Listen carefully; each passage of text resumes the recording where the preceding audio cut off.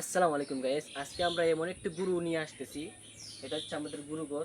এখান থেকে আমরা একটা গুরু বাহির করব। ইতিপূর্বে আপনারা এমন কোনো গুরু দেখেন নাই। বহুত বড় একটা গুরু আজকে আমরা বাজারে নিয়ে যাব। আজকে হচ্ছে ঈদের সর্বশেষ হাট, তাই ভাবছি এই গুরুটা আর রাখবো না, আমরা এই গুরুটা আমরা সেল করে দিব। তো আজকে এমন একটি গুরু আপনারা নিয়ে আসতেছি, আপনারা শুধু দেখতেই থাকেন। যান গুরু। তো গাইস দেখতে পারতেছেন এই মুহূর্তে গুরুর মালিক গুরু নিয়ে আসার জন্য ঘরের ভিতরে প্রবেশ করছে। তো আমরা দেখি কত বড় গুরুটা নিয়ে আসে।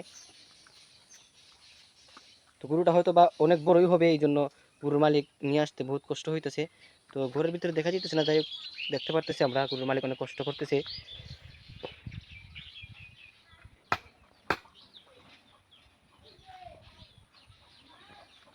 তো গরুটা হয়তো বা ঘরে কোথাও আটকে গেছে, তুমি আমার কাছে দড়িটা দিয়ে তুমি নিয়ে গরুটা নিয়ে আসো, যাও। আমি ঠান দিচ্ছি।